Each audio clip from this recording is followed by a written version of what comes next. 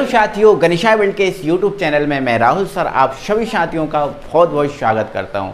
तो यार आज जो है ना हमारा वीडियो नंबर 2 है, जो आपका पहला चैप्टर 12th केमिस्ट्री का स्टार्ट हो गया, जिसमें पहला वीडियो हमने आपको प्रोवाइड करा दिया। आपने नहीं देखा ना तो वीडियो के डिस्क्रिप्शन में जाइए और उसका लिंक दिया है, जल्दी से देख लीजिए, क्योंकि पहला वीडियो आप समझोगे ना तो दूसरा वीडियो आपको बहुत अच्छे तरीके से समझ में आ जाएगा। तो आज जो है ना हमारे विलयन सॉल्यूशन का वीडियो नंबर 2 है और आज की वीडियो में हम जानेंगे विलयन का वर्गीकरण। जी हाँ साथियों, विलयन का वर्गीकरण पहला वीडियो आपके लिए बहुत ज़रूरी है, क्योंकि वो इंट्रोडक्शन पार्ट है, क्योंकि उसमें सारा इंट्रोडक्शन डाला हुआ है, सारी चीज़ें क्लियर हो जाएंगी। अगर वो वीडियो आप पढ़ लोगे तो इसको देखोगे तो बहुत ज़्यादा मज़ा आने वाला, बहुत ज़्यादा चीज़ें क्लियर होगी। तो दोस्तों विलयन का वर्गीकरण करेंगे, और विलयन जो है ना, इस विलयन का वर्गीकरण हम 2 टाइप से करते हैं। 2 टाइप से कैसे? तो पहला है मेरे भाई विलेय और विलायक की अवस्था के आधार पर। अब विलेय और विलायक की अवस्था के आधार पर क्या होता है, कैसे होता है, वो सब समझा दूंगा, टेंशन मत लेना। और दूसरा होता है सांद्रता के आधार पर। सांद्रता क्या होती है सर? सांद्रता होती है मेरे भाई विलेय पदार्थ की मात्रा। विलेय पदार्थ की वह मात्रा जो 1 लीटर जो होता है ना, 1 लीटर विलायक उसमें उपस्थित होती है, उसे विलेय पदार्थ की मात्रा कहते हैं। तो आइए जानते हैं, समझते हैं और वर्गीकरण को देखते हैं। तो स्टार्ट करते हैं दोस्तों वीडियो को। तो साथियों, सबसे पहले हम विलेय एवं विलायक की अवस्था के आधार पर जो है ना विलयन का वर्गीकरण करते हैं। हमने सीख लिया है कि विलयन का वर्गीकरण हम 2 टाइप से करेंगे, एक सांद्रता के आधार पर करेंगे और एक विलेय और विलायक की अवस्था के आधार पर करेंगे। तो सबसे पहले विलेय और विलायक की अवस्था के आधार पर विलयन का वर्गीकरण करेंगे। अब मेरे भाई ये अवस्था तो आप जानते ही हो। अवस्था मतलब क्या होता है? अवस्था स्टेट होता है, ठोस, द्रव, गैस, ये क्या होती हैं? अवस्थाएं। तो ये ठोस, द्रव जो गैस है, इन्हीं के आधार पर विलयन का वर्गीकरण। तो मैं आपको एक बात क्लियरली बता देता हूं मेरे भाई, ये अवस्था के आधार पर जो विलयन है वो आपका 3 टाइप का होता है, जिसमें पहला आपका होता है गैसीय विलयन। कौन सा विलयन मेरे भाई? गैसीय विलयन। अच्छा, ये गैसीय विलयन कब बनेगा सर? मेरे भाई गैसीय विलयन तब बनेगा ना, तब बनेगा जब विलायक आपका कौन सी अवस्था में होगा? गैस। ज्यादा मात्रा यदि गैस की होगी, ज्यादा मात्रा गैस की होगी तो विलयन गैस ही होगा। और ज्यादा मात्रा गैस की कब होगी? जब विलायक गैस हो। सिंपल बात है ना। तो गैसीय विलयन कब बनेगा? जब विलायक क्या होगा? गैस होगा। ठीक है ना। चलो, दूसरा हमारा विलयन होता है जो आपका कौन सा विलयन है? द्रवीय विलयन। अब द्रवीय विलयन कब बनेगा? जब ज्यादा मात्रा द्रव की होगी। और ज्यादा मात्रा द्रव की कब होगी? जब विलायक क्या होगा? द्रव। तो विलायक द्रव होगा तो द्रवीय विलयन बनेगा। और तीसरा हमारा मेरे प्यारे भैया है ठोसीय विलयन। कौन सा विलयन मेरे प्यारे भाई? ठोसीय विलयन। और ठोसीय विलयन कब बनेगा? जब विलायक ठोस होगा। क्लियर? मतलब गैस, विलायक क्या होगा? ठोस होगा तो ठोसीय विलयन। विलायक गैस तो गैसीय विलयन, विलायक द्रव तो द्रवीय विलयन, विलायक ठोस तो ठोसीय विलयन। इतना बात आपको समझ में आ गई। तो ये विलयन जो है ना अवस्था के आधार पर 3 प्रकार का होता है। क्लियर हो गया बात? लेकिन मेरे प्यारे भैया, मेरे सुंदर से भैया, जो गैसीय विलयन है अगेन 3 टाइप का होता है, द्रवीय विलयन है अगेन 3 टाइप का होता है, और ठोसीय विलयन है अगेन कितने टाइप का होता है? 3 टाइप का होता है। मतलब प्रत्येक विलयन अलग से 3 टाइप का होता है। वो कौन कौन सा? तो सुनो मेरे भाई, वो कौन कौन सा देखो इधर। गैसीय विलयन में विलायक क्या होता है? गैस होता है। गैसीय विलयन के लिए विलायक क्या होता है? गैसीय होता है, गैस होता है। ठीक है। तो यदि ये जो विलायक है गैस है और विलेय भी क्या है? गैस है। यदि विलायक गैस है और विलेय भी क्या है? गैस है। मतलब यूं कहूं, गैसीय विलयन की बात कर रहा हूं, गैसीय विलयन कब होगा? जब विलायक गैस होगा। मतलब यहाँ गैस तो होना ही होना है। तो लेकिन मेरे भाई आगे मैं कह रहा हूं, यदि इस विलायक गैस में विलेय गैस मिला दूं, मतलब ऐसा कहूं कि इस गैस में इस गैस को मिला दूं, तो गैस में गैस को मिलाऊंगा तो गैसीय विलयन बनेगा, क्योंकि गैस में मिला रहा हूं गैस को तो गैसीय विलयन ही बनेगा। ठीक है। ओके। द्रव में मिलाता तो द्रवीय विलयन बनता, ठोस में मिलाता तो ठोसीय विलयन बनता, बट गैस में मिला रहा हूं तो गैसीय विलयन बनेगा। तो ये मैं कह रहा हूं, जब इस गैस को इस गैस में मिलाऊंगा तो कौन सा विलयन जो है ना आपका तैयार होगा? उस विलयन का नाम क्या है बताएं? गैसों से मिलकर कौन सा विलयन बनता? मैं आपको बता चुका हूं कि 2 या 2 से अधिक पदार्थों को जब आपस में मिला दिया जाता है तो विलयन बन जाता है। तो सिंपल सी बात है, इस गैस में इस गैस को मिलाएंगे तो विलयन बन जाएगा। बट वो विलयन होगा कौन? उसका नाम क्या है? ये मुझे बताइए। तो आप अगर नहीं समझ पा रहे हैं तो मैं उसका उदाहरण बता दे रहा हूँ मेरे भाई। वायु क्या है? वायु। वायु गैस में गैस का विलयन। अब देखो मैं बोल रहा हूँ गैस में गैस का बोल रहा हूँ ना, क्योंकि गैस में गैस को मिला रहा हूँ इसलिए बोल रहा हूँ गैस में गैस का विलयन। उदाहरण क्या है? वायु। अब बोलो सर वायु कैसे? तो मेरे भाई वायु जो होती है आप सब जानते हो कि वायु में नाइट्रोजन होती है 78%, जो विलायक का काम करेगी। किसका काम करेगी? विलायक का काम करेगी। इसमें ऑक्सीजन जो होती है वो होती है 21%। तो इस नाइट्रोजन में ऑक्सीजन घुली है और इसमें जो CO2 होती है वो होती है 0.03%। तो इस नाइट्रोजन में ये भी मिली है। तो देखो 2 या 2 से अधिक गैसें मिल गई ना, और ये देखो ये विलायक गैस है और ये भी क्या है? विलेय गैस है। तो गैस में गैस मिला दी ना, और गैस में जब गैसों को मिला देते हैं, इन गैसों को आपस में मिला देते हैं तो क्या बन जाती है? वायु। तो आपको याद रखना है कि मेरे भाई वायु जो है ना वो विलयन है, वो वायु विलयन है। वो किसका किस में है? तो गैस में गैस का विलयन है। क्लियर हो गया ना बात? कोई दिक्कत है? चलो अब आगे देखो, यदि विलायक आपका क्या है? गैस। विलायक आपका क्या है? गैस है। और यदि इस गैस में मैं द्रव को मिला दूंगा, गैस में किसको मिला दूंगा? द्रव को मिला दूंगा। तो गैस में द्रव को मिला रहा हूँ, तो गैस में द्रव को मिला दूंगा तब भी विलयन बनेगा। लेकिन ये कौन सा विलयन बनेगा? इसका उदाहरण क्या है? तो यहाँ पर आप समझो कि विलायक गैस है और विलेय द्रव है। मतलब विलायक गैस है मतलब ये गैस ज़्यादा मात्रा में है और जो विलेय द्रव है वो कम मात्रा में है। तो यदि ज़्यादा मात्रा में गैस हो और कम मात्रा में द्रव हो तो इन दोनों के मिलने से क्या बनता है? लगाइए दिमाग, लगाइए दिमाग। ठीक है, लग गया दिमाग? नहीं लगा तो सुन लो मेरे भाई। आपने सुना होगा कि जो कोहरा होता है, क्या होता है? कोहरा। और ये जो कोहरा होता है ये केवल सर्दियों में बनता है। कब बनता है? सर्दियों में। क्या आप देखो अभी गर्मी का सीज़न है, क्या आपने अभी कोहरा बनते हुए देखा? क्या आपने कोहरा बनते हुए देखा? आप बोलोगे सर नहीं देखा। तो भाई नहीं देखा, इसका कारण है कि गर्मियों में ना कोहरा बनता ही नहीं है, इसलिए आपने नहीं देखा। ठीक है। अच्छा गर्मियों में कोहरा बनता नहीं है, क्यों नहीं बनता? सर्दियों में कोहरा बनता है, क्यों बनता है? तो सुनो मेरे भाई, आपने सुना होगा बहुत अच्छे से कि सर्दियों में जो ना ओस गिरती है। क्या गिरती है? ओस।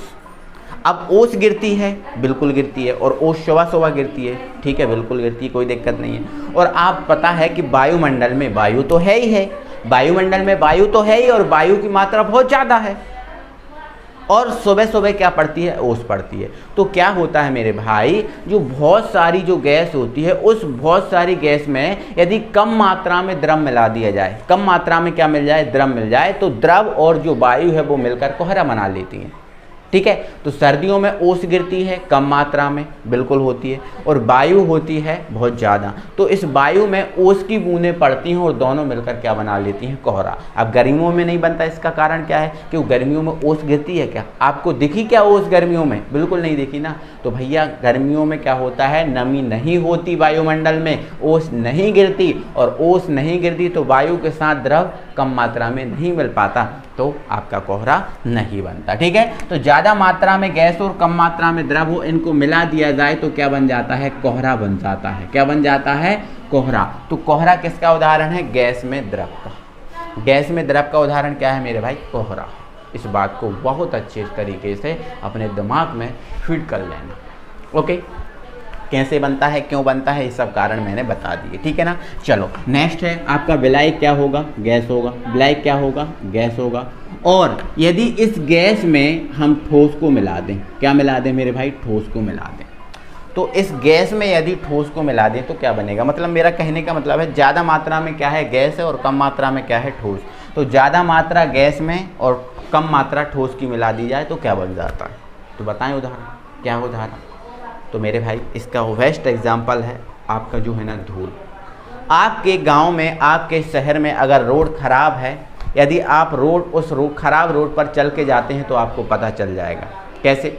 देखो जैसे ही आप ख़राब रोड पर चल के जा रहे हैं, आप ख़राब रोड पर क्या कर रहे हैं? चल के जा रहे हैं। ये आप हैं और ख़राब रोड पे आप चल के जा रहे हैं, और यहाँ से निकल रही है बस, यहाँ से निकल रही है बस। ठीक है। तो जैसे ये बस निकलेगी आपको क्रॉस करेगी, तो यहाँ पर जो ख़राब रोड है उसमें छोटे छोटे मिट्टी के कण, धूल के कण डले हुए हैं। मिट्टी के कण, धूल के कण डले हुए हैं।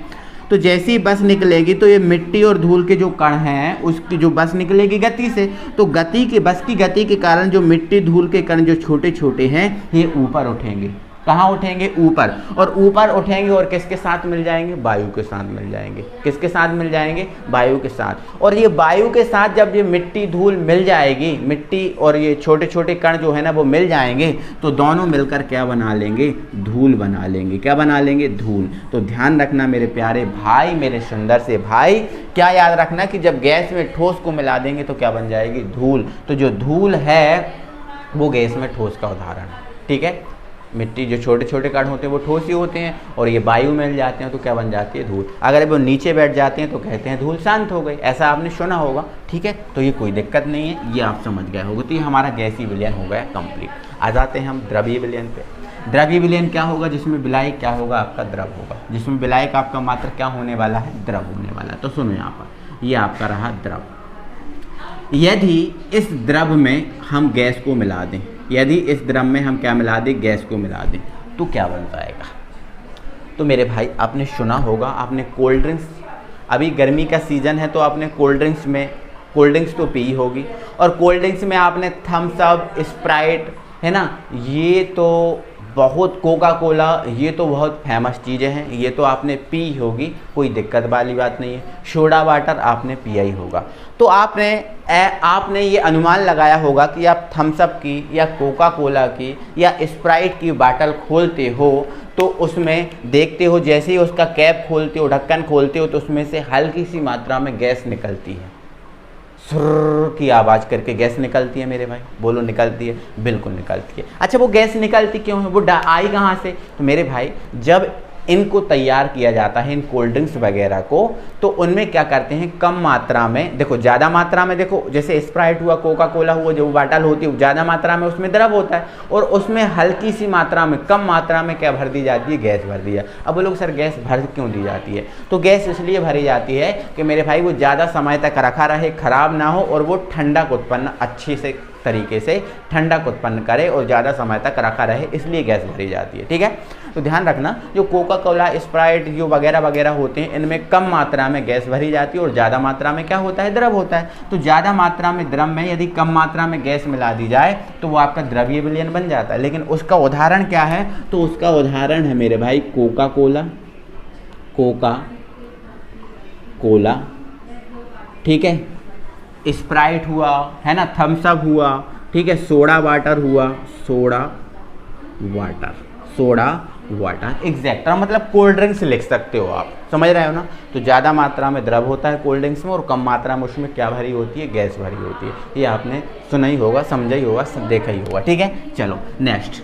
अब यदि यहाँ पर विलायक द्रव है, देखो विलायक तो द्रवीय विलयन में विलायक द्रवी होगा, गैसीय विलयन में विलायक गैसीय होगा, ठोसीय विलयन में विलायक ठोसी होगा। ठीक है, चलो द्रव है। अब द्रव में हम किसको मिला रहे हैं? द्रव को मिला रहा है। तो द्रव में द्रव को मिलाएंगे तो क्या बनेगा? ये तो आप सब बहुत अच्छे से जानते हो, आपने खूब किया होगा। यदि आप दूध में जल मिला देते हो, दूध में क्या मिला देते हो? जल। तो दूध में जल मिला दोगे तो दूध भी आपका द्रव है और जल भी आपका क्या है? द्रव है। ज़्यादा दूध में कम ही जल मिलाते हो, सिंपल है, आपने सुना ही होगा, ज़्यादा दूध होगा और कम जल मिला दोगे। ठीक है, ये सुना ही होगा। आप एल्कोहल में अक्सर आपने देखा होगा कि लोग बाग एल्कोहल जो होता है, एल्कोहल मतलब शराब होता है, उसमें पानी डाल के, जल डाल के पीते हैं, है ना। तो ये सिंपल सा उदाहरण है कि द्रव में द्रव को मिलाओगे तो द्रवीय विलयन बनेगा। इसका उदाहरण क्या है? दूध प्लस जल, अल्कोहल प्लस जल। कोई बात नहीं, कोई दिक्कत नहीं, सिंपल सा उदाहरण, कोई दिक्कत। ठीक है, चलो नेक्स्ट। हमारा ये द्रव है और इस द्रव में हम किसको मिला रहे हैं? ठोस को मिला रहा है। तो भाई द्रव में ठोस मतलब द्रव ज़्यादा हो और कम मात्रा में क्या हो? ठोस। तो इसका उदाहरण क्या बन जाएगा? तो ये भी आप सभी जानते हो मेरे भाई, जो जल होता है, देखो आप नमक पानी बनाते हो तो आप क्या करते हो मेरे भाई? जल में क्या मिलाते हो? नमक मिलाते हो। नमक पानी के लिए जल में क्या मिलाते हो? नमक। और जल ज़्यादा लेते हो और नमक कम लेते हो। जल ज़्यादा मतलब द्रव क्या हो गया? ज़्यादा, और नमक कम मतलब ठोस क्या हो गया? कम हो गया। तो सिंपल है, आप जानते हो, क्लियर है। ठीक है, और आप जल में शक्कर मिला सकते हो। जल में क्या मिला सकते हो मेरे भाई? शक्कर मिला सकते हो, ये आप बना सकते हो, कोई दिक्कत नहीं, ठीक है, कोई दिक्कत नहीं। तो ये हमारा गैसीय विलयन में विलायक गैस होगा, द्रव्य विलयन में विलायक द्रव होगा। मैं एक एक चीज़ आपको क्लियर करते जा रहा हूँ, आप स्क्रीनशॉट ले लेना इसका और लिख लेना कॉपी पर, कोई दिक्कत नहीं, ठीक है ना मेरे भाई। चलो आगे बढ़ाता हूँ, चीज़ों को आगे क्लियर करता हूँ, ठीक। तो हमारे ठोसीय विलयन पे आते हैं, और ठोसीय विलयन में जो आपका विलायक होगा वो क्या होगा, ठोस होगा। तो सबसे पहले हम ठोस में मिलाएंगे गैस को, ठोस में मिलाएंगे किसको मेरे भाई, गैस को। तो आप बताएं ठोस में गैस को मिलाएंगे तो क्या बनेगा, ठोसीय विलयन बनेगा, सिंपल सी बात है। देखो आपको ऐसा करना है, देखो मैं बोलने की भाषा भी समझो, ठोस में गैस का विलयन, ठोस में गैस का विलयन मतलब ठोस में किसको मिला रहा हूँ, गैस को मिला रहा हूँ। यहाँ मैं बोल रहा हूँ गैस में गैस का विलयन मतलब गैस में गैस को मिला रहा हूँ, गैस में द्रव का विलयन मतलब गैस में द्रव को मिला रहा हूँ। तो बोलने का तरीका भी आप समझो इसको कि मैं बोल क्या रहा हूँ, ठीक है। ठोस में गैस, तो मेरे भाई ठोस में गैस को मिलाएंगे तो इसका एग्जाम्पल तो आपने नहीं सुना होगा, लेकिन मैं आपको बता दूँ, जब हाइड्रोजन गैस या फिर जो हम देखें हाइड्रोजन गैस का हमारे पास कोई पात्र है, जैसे मान के चलो ये हमारे पास क्या है, पात्र है, हमारे पास क्या है, पात्र, और उस पात्र में क्या भरी हुई है, हाइड्रोजन गैस, क्या भरी हुई है, हाइड्रोजन गैस। लेकिन हाइड्रोजन गैस भरी हुई है, यदि हम ऐसा करें कि इसके पास कोई प्लेटिनम का टुकड़ा लेके आए, प्लेटिनम का क्या लेके आए, टुकड़ा लेके आए, तो ये जो प्लेटिनम है हाइड्रोजन का पूरी तरीके से अवशोषण कर लेता है। तो देखो प्लेटिनम क्या हुआ, ठोस हुआ, प्लेटिनम क्या हुआ, ठोस हुआ, और हाइड्रोजन क्या हुआ, गैस हुआ। अब प्लेटिनम क्या कर लेता है, इस हाइड्रोजन का अवशोषण कर लेता है, तो ये ठोस में क्या मिल जाएगी, गैस मिल जाएगी, और ये दोनों मिल जाएंगे, और दोनों मिल जाएंगे तो जो विलयन बन जाएगा वो बन जाएगा ठोस में गैस का, ठोस में गैस का। देखो मेरे भाई विलयन आपका मैंने बता दिया था ना, विलयन आपका ठोस, ये द्रव्य, गैसीय कोई टाइप का भी हो सकता है। जब दो चीज़ें मिलेंगी तो क्या बन जाएगा, विलयन बन जाएगा। और विलयन कैसे ही बन सकता है, जैसे मान के चलो एग्जैक्टली मैं एग्जाम्पल बताऊँ, जैसे मान के चलो मेरे पास दो मार्कर हैं, अब ये अलग है और ये अलग है, यदि इन दोनों को मिला दूँ ना तब भी क्या बन जाएगा, विलयन बन जाएगा। तो विलयन कहीं किसी भी टाइप का हो सकता है, ठीक है ना। तो ध्यान रखना कि जब ठोस में गैस को मिलाएंगे तो ठोसीय विलयन बनेगा। उदाहरण इसका ये है कि यदि प्लेटिनम के टुकड़े वो हाइड्रोजन के पास लेके आते हैं तो ये प्लेटिनम का टुकड़ा है हाइड्रोजन को अवशोषित कर लेता है, हाइड्रोजन को क्या कर लेता है, अवशोषित कर लेता है, और दोनों मिलकर जो विलयन बनाते हैं ठोस में गैस का होता है, ठीक है। तो यहाँ पर मैं लिख दूँगा प्लेटिनम द्वारा H2 का अवशोषण, प्लेटिनम द्वारा H2 का अवशोषण, इसका उदाहरण ये हो जाएगा। क्लियर है मेरे भाई, ठीक है। चलो नेक्स्ट है ठोस आपका विलायक होगा, और इसमें यदि हम द्रव को मिला दें तो ठोस में द्रव को मिला देंगे तो क्या हो जाएगा मेरे भाई, हमें ठोस में किसको मिलाना है मेरे भाई, द्रव को मिलाना है। क्या करना है मेरे भाई, ठोस में द्रव को मिलाना है। तो ये सिंपल सी बात है मेरे भाई, ठोस में द्रव को मिलाना है। देखो आप आटा गूंथते हो, रोटी बनाने वाला, बाटियों बनाने वाला, पूड़ी बनाने वाला, जब आटा गूंथते हो तो आप आटे में क्या मिलाते हो, जल मिलाते हो, और आटा आपने देखा होगा ज़्यादा मात्रा में होगा और उसमें जल कम मात्रा में मिलाओगे, ठीक है ना। तो ध्यान रखना कि आप ऐसा लिख सकते हो कि आटे गूंथना का उदाहरण भी लिख सकते हो। साथ ही उदाहरण आप ये देख सकते हो, यदि जो सोडियम है, क्या है, सोडियम, सोडियम को मरकरी के साथ मिलाया जाए। देखो सोडियम क्या होता है, ठोस होता है, और मरकरी क्या होता है, द्रव होता है। तो इन दोनों को मिला दिया जाए तो देखो सोडियम ज़्यादा मात्रा में होगा और मरकरी कम मात्रा में होगा, ये दोनों आपस में क्रिया कर लेते हैं और जो विलयन बनाते हैं वो ठोस में द्रव का होता है, ठीक है। आठना गूंथना भी लिख सकते हो, ठीक है। जिंक और मरकरी के साथ भी ऐसा होता है, अगर जिंक और मरकरी को मिला दिया जाए तो ये भी आपस में क्या होती हैं मेरे भाई, मिल जाती हैं और एक विलयन का निर्माण कर लेती हैं, ठीक है। चलो नेक्स्ट है हमारा ठोस में ठोस का, ठोस में किसका, ठोस का। तो ठोस में ठोस का जो उदाहरण है, सबसे अच्छा उदाहरण, सबसे बेस्ट उदाहरण है मिश्र धातु। ठोस में ठोस का उदाहरण क्या है मेरे भाई, मिश्र धातु है। क्या है, मिश्र धातु। और मिश्र धातु जो है ना, आपने सुना होगा मिश्र धातु क्या होता है, मिश्र धातु क्या होता है आपने बहुत अच्छे सुना होगा। जब दो या दो से अधिक धातुओं को आपस में मिला दिया जाता है तो क्या बन जाता है, मिश्र धातु बन जाता है। दो या दो से अधिक धातुओं को मिला देते हैं तो क्या बन जाता है, मिश्र धातु बन जाता है। जैसे आपने सुना होगा कि जो पीतल है, क्या है, पीतल, ये रहा पीतल, पीतल आपने सुना होगा, पीतल क्या है, मिश्र धातु है। अब पीतल बनती कैसे, तो यदि हम कॉपर में जिंक को मिला दें, कॉपर में किसको मिला दें, जिंक को मिला दें, तो क्या बन जाती है, पीतल बन जाती है। अब देखो कॉपर यहाँ ठोस है और जिंक है वो भी ठोस है, तो कॉपर ठोस जिंक ठोस, तो ठोस में ठोस को मिलाया तो क्या बन गया, मिश्र धातु, और मिश्र धातु क्या है, वो पीतल। तो ध्यान रखना कि पीतल क्या बनता है, पीतल में होता क्या है, तो कॉपर और जिंक होता है, जिसमें कॉपर की मात्रा ज़्यादा होती है और जिंक की मात्रा कम होती है। इस ठोस की मात्रा ज़्यादा और इस ठोस की मात्रा कम, ये बना सकते हो। जैसे आपने सुना होगा कांसा, क्या मेरे भाई, कांसा, आपके घर में भी कांसा होगा। देखो पीतल और कांसा लगभग पीले कलर के ही होते हैं, एक जैसे ही होते हैं, लेकिन इनमें अंतर होता है। आप घर में आपके देखना, पीतल की थाली उठाना और कांसे की थाली उठाना, दोनों में अंतर देखना, ठीक है मेरे भाई। आपके घर में ज़रूर होगी, क्योंकि जब शादी होती है तो एक कांसे की थाली ज़रूर मिलती है और पीतल के बर्तन ज़रूर मिलती है, तो आप देख लेना, होगी, टेंशन मत लेना, माँ से पूछ लेना अपना, ठीक है। चलो, तो कांसा कब बनता है, जब कॉपर में हम टिन को मिला देते हैं तो क्या बन जाता है, कांसा बन जाता है। क्या बन जाता है, कांसा। तो ये मिश्र धातु के मैंने आपको उदाहरण बताए। एक और उदाहरण बता दे रहा हूँ मैं, यहाँ बता दे रहा हूँ। स्टील तो सब नहीं देखा होगा, घर में अपने स्टील रखा है, बिल्कुल जो स्टील घर में रखा है वही स्टील मिश्र धातु है, उसमें जंग नहीं लगती ना, मिश्र धातु है। अच्छा, मिश्र धातु ये स्टील बनता कैसे है, तो मेरे भाई आयरन, निकिल और क्रोमियम को यदि आपस में मिला दिया जाता है, आयरन, निकिल और क्रोमियम को आपस में मिला दिया जाता है तो ये क्या बना लेते हैं, स्टील बनाते हैं। तो यदि ठोस में ठोस को मिलाएंगे तो क्या बनेगा, मिश्र धातु बनेगा। और मिश्र धातु के उदाहरण पीतल, कांसा, स्टील मैंने आपको दे दिए। तो ये विलयन का वर्गीकरण हुआ विलय और विलायक की अवस्था के आधार पर। ये कई टाइप से पूछा जा सकता है, आपसे पूछा जा सकता है गैस में गैस को मिलाएंगे तो कौन सा विलयन बनेगा, गैसी विलयन।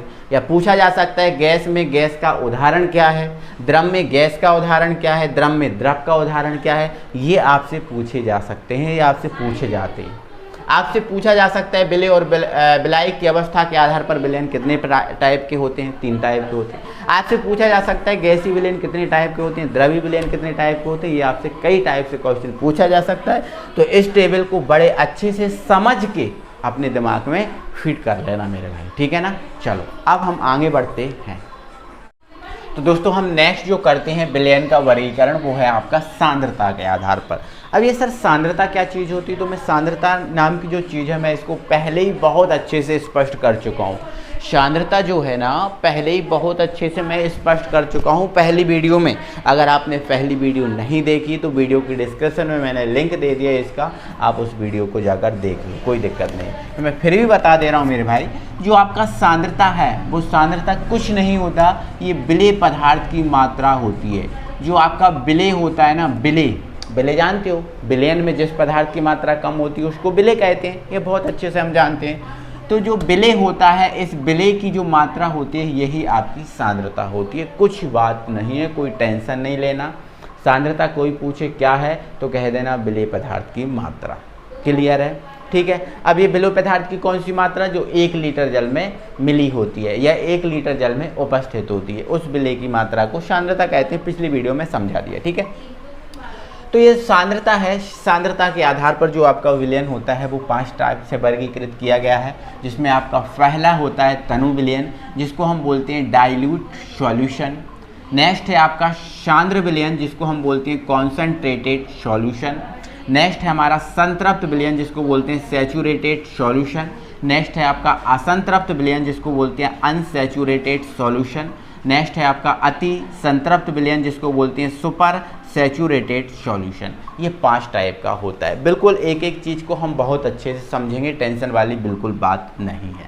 अब सुनो, पहला हमारा कौन सा विलयन है, तनु विलयन। अब देखो मेरे भाई, आपने पतला विलयन, गाढ़ा विलयन सुना होगा कि ये पतला विलयन है, ये गाढ़ा विलयन है, ठीक है ना, आपने बिल्कुल सुना होगा। जैसे चाय बनती है बिल्कुल पतली बनती है, लेकिन कड़ी बनती है तो चाय की अपेक्षा गाढ़ी होती है, खीर बनती है चाय की अपेक्षा गाढ़ी होती है, आपने सुना होगा।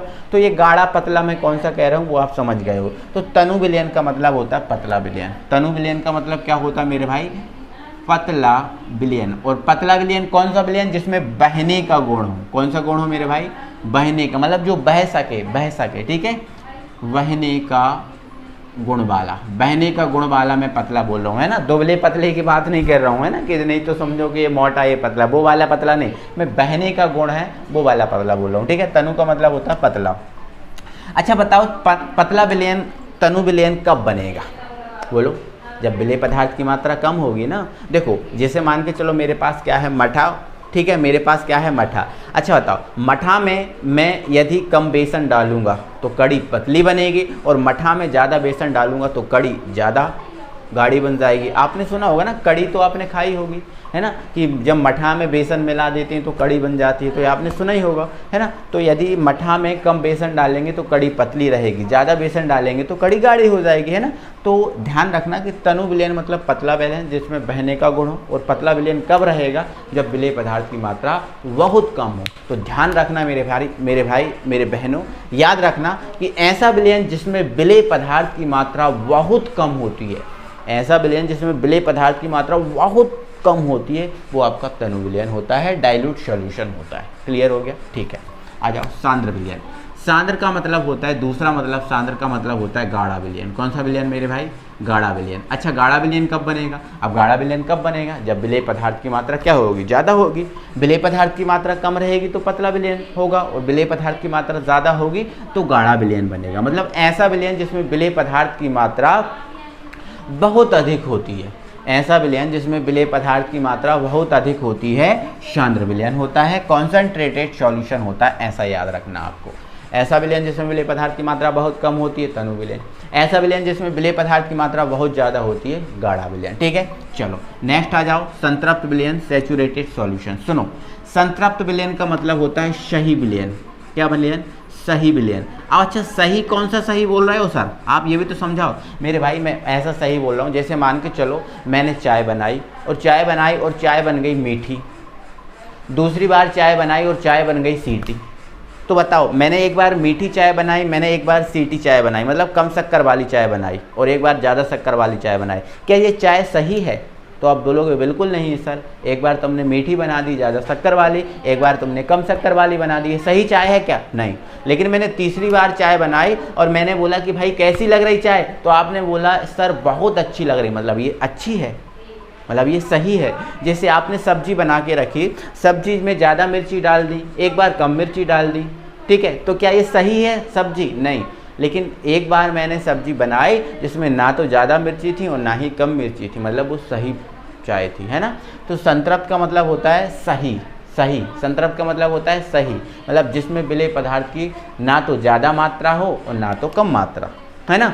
अब विलेय पदार्थ की ज़्यादा मात्रा मिला तो देंगे हम, कोई दिक्कत नहीं, कोई हमें रोक नहीं रहा कि विलेय पदार्थ की ज़्यादा मात्रा मत मिलाओ, लेकिन विलयन क्या हो जाएगा, खराब हो जाएगा। तो सुन लो, संतृप्त का विलयन मतलब होता है सही विलयन, और सही विलयन वो होता है जिसमें विलेय पदार्थ की मात्रा ना ज़्यादा हो और ना कम हो। तो इस बात को याद रखना कि ऐसा विलयन जिसमें स्थिर ताप पर, ऐसा विलयन जिसमें स्थिर ताप पर विलेय की और अधिक मात्रा ना मिलाई जा सके, ऐसा विलयन जिसमें स्थिर ताप पर विलेय की और अधिक मात्रा ना मिलाई जा सके, उसे संतृप्त विलयन कहते हैं। अब हम ये नहीं कह रहे कि मिलाई नहीं जा सकती, आप घोल नहीं सकते, मिलाने को तो आप मिला सकते हो, लेकिन वो फिर विलयन संतृप्त नहीं रहेगा, वो क्या हो जाएगा, असंतृप्त हो जाएगा।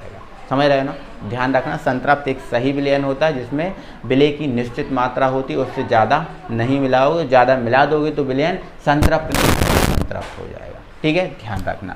तो ऐसा विलयन जिसमें स्थिर ताप पर विलेय की और अधिक मात्रा नहीं घोली जा सकती, संतृप्त विलयन सैचुरेटेड सॉल्यूशन कहलाता है। और ऐसा विलयन जिसमें स्थिर ताप पर विलेय की और अधिक मात्रा घोली जा सकती है, वो तो हम कह रहे हैं ना, इसमें नहीं घोलोगे और घोल दोगे तो विलयन क्या हो जाएगा, असंतृप्त।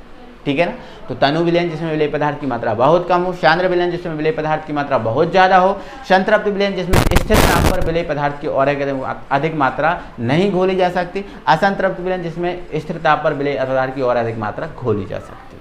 ठीक है। अब अति संतृप्त विलयन, अति संतृप्त विलयन का मतलब होता है, अति संतृप्त का मतलब ये होता है, इसमें बेटा किसी भी ताप पर, मतलब यहाँ पर ताप की कोई वैल्यू नहीं होती निश्चित, जैसे हम यहाँ पर ताप स्थिर रखते हैं, लेकिन यहाँ स्थिर रखने की कोई भी ज़रूरत नहीं होती, यहाँ पर किसी भी ताप पर विलेय पदार्थ की मात्रा को हम मिला सकते हैं। लेकिन अगर किसी भी ताप पर विलेय पदार्थ की और अधिक मात्रा को मिलाएंगे तो वो अति संतृप्त विलयन होगा। ठीक है, तो ध्यान रखना, इसमें क्या लिखना है, जब किसी भी ताप पर किसी विलयन में विलेय की और अधिक मात्रा मिला दी जाती है तो उसे अति संतृप्त विलयन कहते हैं। तो ये क्वेश्चन पूछा जा चुका है, आपकी कॉम्पिटिटिव एग्जाम नीट लेवल में ये क्वेश्चन आया है कि वह विलयन जिसमें स्थिर ताप पर विलय की और अधिक मात्रा घोली जा सकती है उसे क्या कहते हैं? तो स्थिर ताप पर और अधिक मात्रा घोलेंगे, असंतृप्त। स्थिर ताप पर और अधिक मात्रा नहीं घोली जा सकती है, संतृप्त। और किसी भी ताप पर विलय की और अधिक मात्रा घोली जा सकती है उसे अति संतृप्त विलयन कहते हैं। तो एक बार जल्दी जल्दी से आप परिभाषा इसकी लिख लें, ठीक है ना। परिभाषा आप लिखेंगे तो आप सुन लें पहले तो। तनु विलयन ऐसा विलयन जिसमें विलय पदार्थ की बहुत कम मात्रा होती है, तनु विलयन कहलाता है। लिख लो आप। ऐसा विलयन जिसमें विलय पदार्थ की बहुत अधिक मात्रा होती है, संतृप्त विलयन सांद्र विलयन कहलाता है। ऐसा विलयन जिसमें ऐसा विलयन जिसमें स्थिर ताप पर विलय पदार्थ की और अधिक मात्रा नहीं घोली जा सकती, संतृप्त विलयन। और ऐसा विलयन जिसमें स्थिर ताप पर विलय पदार्थ की और अधिक मात्रा घोली जा सकती है, असंतृप्त विलयन। और ऐसा विलयन जिसमें किसी भी ताप पर विलय पदार्थ की और अधिक मात्रा घोली जा सकती है, अति असंतृप्त विलयन। तो ये हमने आज पढ़ा विलयन का वर्गीकरण। आई होप सबको क्लियर हो गया, सभी चीज़ें बहुत अच्छे से आप अच्छे परफेक्ट तरीके से नोट्स बना लेंगे। पिछली वीडियो जिसने नहीं देखी है, वीडियो के डिस्क्रिप्शन में लिंक मिल जाएगा, आप देख लेना। और आज इसका PDF मैं डाल दूंगा टेलीग्राम चैनल पे, तो टेलीग्राम चैनल से आप इसका जो PDF नोट ले लेना और अपने नोट्स तैयार कर लेना, ठीक है मेरे भाइयों। तो मिलते हैं हम अगले वीडियो में, तब तक के लिए thank you very much. Video को लाइक और चैनल को सब्सक्राइब शेयर करना बिल्कुल ना भूलें। Thank you very much.